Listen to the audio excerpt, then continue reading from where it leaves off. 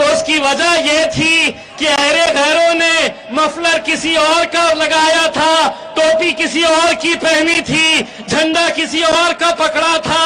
लेकिन जब नतीजे का दिन आया, वोट डालने का वक्त आया, तो झंडा भी फेंका अहरे गैरों का और वोट दिया सिर्फ पतंग को।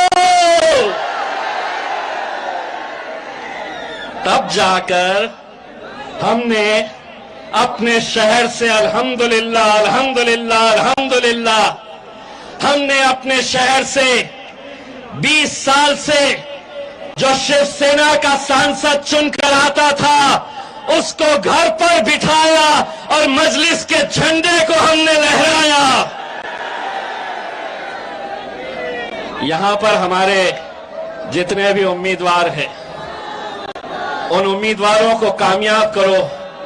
इंशाअल्लाह यही अगर जोश, यही जज्बा, यही दुआएं अगर आप लोगों की हमारे साथ रही तो इंशाअल्लाह हम यकीन दिलाते हैं कि अगर मध्य प्रदेश में अगर कहीं एक जगह का, मैं यकीन के साथ कहता हूं असद साहब, आपको ये लोग, हमारे 10 उम्मीदवार जो मैदान में उतरे हैं, एक महापौर मेयर के लिए जो खड़ा है, ये आवाम आपको उन्हें तोहफे में देगी और इंशाअल्लाह इन्हें आप वापिस तोहफा एक विधायक चुनकर देंगे हम।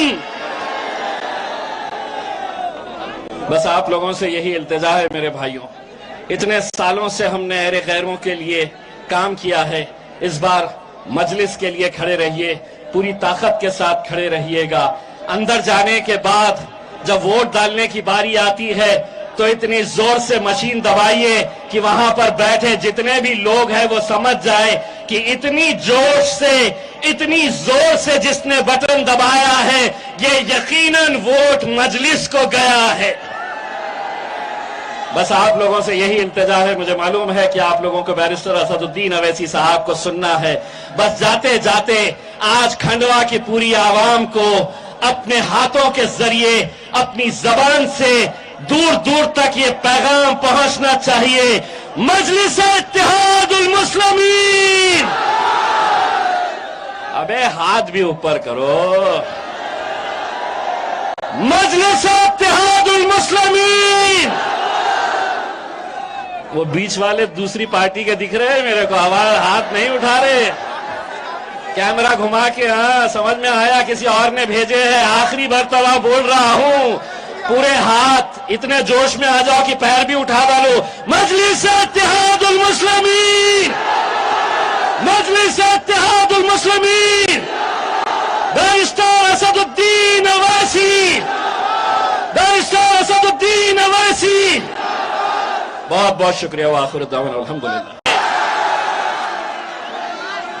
मेरे भाइयों, मुझे मालूम है कि आप लोगों ने कई सालों से इस दिन का इंतजार किया था। मैं असद साहब को बार बार ये कहता था कि असद साहब, अगर हम मध्य प्रदेश जाएंगे तो सबसे ज्यादा अगर मध्य प्रदेश के अंदर मजलिस को चाहने वाले मिलेंगे तो वो हमारे बुरहानपुर के अंदर मिलेंगे। और मैं जो बात कहता था वो आज सच साबित हो गई है, अल्हम्दुलिल्लाह। आप लोग कितने सालों से ये सोच रहे थे कि बहुत देर कर दी हुजूर आते आते, और अब हम आपको ये बोलने के लिए आए हैं कि मैं तेरे दर पे आया हूं, कुछ करके जाऊंगा, झोली भर के जाऊंगा और ये दोनों की वाट लगा के जाऊंगा। ये दोनों मतलब ये दोनों कैंडिडेट्स नहीं, इसकी भी और उसकी भी, दोनों की। बहुत हो गया अहरे गैरों के लिए, अब अपनी जमात है अल्हम्दुलिल्लाह। और आज जो हालात है ये देखते हुए मुझे ऐसा लग नहीं रहा है कि मैं मध्य प्रदेश में खड़ा हूं। मुझे ऐसा लग रहा है कि ये सभा हैदराबाद में हो रही है या औरंगाबाद के अंदर हो रही है। मुझे ये देखकर तो इतना यकीन हो गया कि हमारे काउंसिलर्स तो आएंगे। आने वाले वक्त के अंदर बुरहानपुर इंशाअल्लाह एमएलए भी देगा और एमपी भी देगा। आज अल्हम्दुलिल्लाह मैं जब बुरहानपुर के अंदर हम आए तो दोस्तों, मेरे भाइयों, मैं असद साहब से एक बात कह रहा था कि अगर आज इस मुल्क के अंदर अगर आपने नौजवानों के अंदर एक तब्दीली लेकर आए हैं तो वो तब्दीली ये है कि इनके अंदर एक यकीन पैदा किए हैं, इनके अंदर एक भरोसा पैदा किए हैं, इनके अंदर एक सोच पैदा किए हैं, इनके अंदर एक ताकत पैदा किए हैं। और वो ताकत ये है कि तुम मुझे ताकत दो, मैं अच्छों के सामने खड़े रहूंगा, नरेंद्र मोदी की आंख में आंखें डालकर सवाल करूंगा।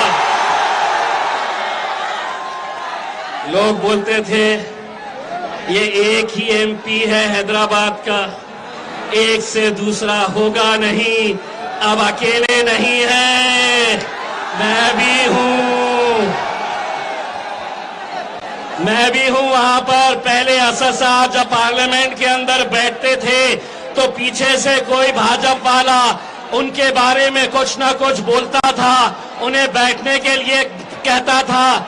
लेकिन जब हम दो चले गए हैं, जब असद साहब कुछ बोलते हैं तो पीछे से मैं बोलता हूं, अरे बैठ बे बैठ।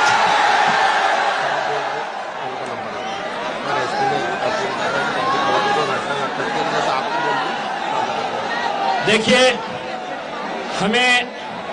हमें पुलिस डिपार्टमेंट का भी पूरा ताउन करना है, क्योंकि पुलिस डिपार्टमेंट के ताउन से ही आज इतनी बड़ी जो महफिल सजाई गई है वो महफिल के अंदर कोई दाग धब्बा न लगे।